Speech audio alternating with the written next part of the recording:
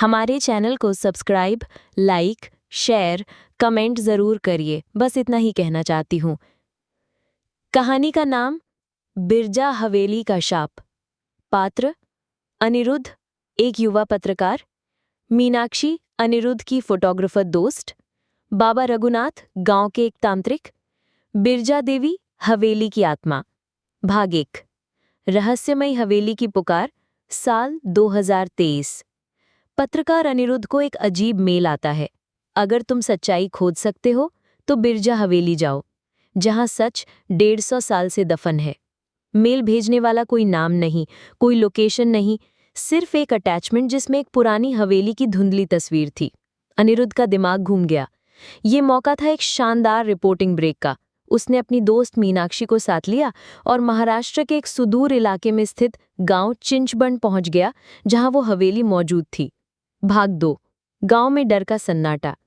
गांव के लोगों ने हवेली का नाम सुनते ही दरवाजे बंद कर लिए। बुजुर्गों ने कहा, बिरजा हवेली में रात बिताने वाला कभी सुबह नहीं देखता। एक बूढ़ा बाबा मिला, रघुनाथ बाबा।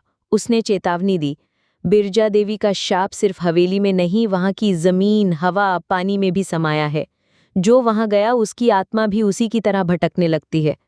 अनिरुद्ध को लगा ये सब अंधविश्वास है, पर मीनाक्षी की आंखों में हल्का डर उतर आया था। फिर भी दोनों ने तय किया, हमें जाना ही है। भाग 3, हवेली का पहला दरवाजा। बिरजा हवेली गांव से करीब 2 किलोमीटर दूर सूखे पेड़ों और वीरान खेतों के बीच खड़ी थी, जैसे एक मरा हुआ विशालकाय जानवर जिसकी आंखें अब भी खुली थी। दरवाजा खोलते ही तेज बदबू और ठंडी हवा का झोंका आया। हॉल में एक टूटा झूमर, दीवारों पर अजीब चित्र और सीलन भरी दीवारें थी। मीनाक्षी ने कैमरा निकाला, लेकिन जैसे ही उसने तस्वीर ली, कैमरे की स्क्रीन पर एक साया झलक गया। वो क्या था? मीनाक्षी कांप उठी। अनिरुद्ध बोला, बस रिफ्लेक्शन होगा। पर जैसे जैसे दोनों आगे बढ़े, घर की हवा भारी और भारी होती गई। भाग 4, सीढ़ियां और चीखें।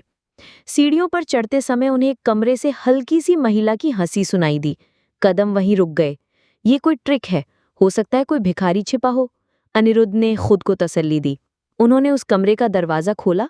अंदर अंधेरा, फर्श पर लाल रंग से बनी मंत्र रेखाएं और दीवार पर एक नाम लिखा था, बिरजा देवी 1872।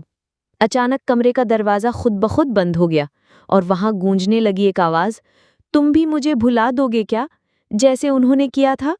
भाग 5, सच्चाई की दरार। रात के 2 बजे तक हवेली का हर कोना खंगाल लिया गया। एक तहखाना मिला, जहां लकड़ी की एक पुरानी अलमारी के पीछे एक छिपी हुई डायरी पड़ी थी। डायरी में लिखा था, मैं बिरजा देवी, मैं उस जमाने की ब्राह्मणी हूं जिसने अपने ही पति को रंगे हाथों पकड़ा, मेरी बहन के साथ, और उन्होंने मुझे पागल ठहरा दिया। रात के अंधेरे में मुझे इसी हवेली के तहखाने में जिंदा दफन कर दिया गया। लेकिन मैं मरकर भी मरी नहीं, मैं अब हवेली हूं, मैं ही शाप हूं। मीनाक्षी कांप उठी। इसका मतलब वो आत्मा अब भी यही है। भाग 6, कब खत्म होगा ये खेल। अचानक मीनाक्षी बेहोश हो गई। अनिरुद्ध जैसे ही उसे उठाने झुका, सामने एक धुंधला औरत का साया खड़ा था। सफेद साड़ी में, बाल बिखरे, आंखों से खून के आंसू गिर रहे। मुझे इंसाफ दो, वो बोली। अनिरुद्ध ने कहा, कैसे? तुम क्या चाहती हो? आवाज आई, उनकी संतानों से सच कहलवाओ, नहीं तो मैं हर जन्म में उन्हें खोजती रहूंगी। भाग 7, आत्मा की मुक्ति या नए बंधन। अनिरुद्ध और मीनाक्षी ने गांव लौटकर बाबा रघुनाथ से पूरी बात बताई। बाबा ने स्वीकारा, हाँ, बिरजा देवी की हत्या एक साजिश थी और उस जमाने के पंडित, सरपंच और गांव के राजा, तीनों की संतानें आज भी जिंदा हैं।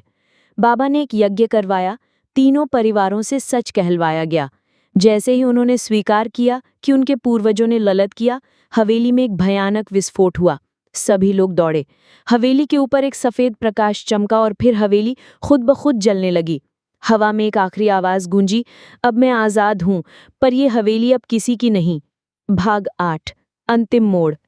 6 महीने बाद अनिरुद्ध अपनी रिपोर्टिंग में मशहूर हो चुका था।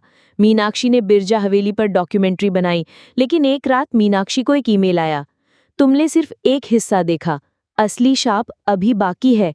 नीचे एक फोटो अटैच थी, बिरजा हवेली जो फिर से खड़ी थी उसी जगह। हमारे चैनल को सब्सक्राइब, लाइक, शेयर, कमेंट जरूर करिए। बस इतना ही कहना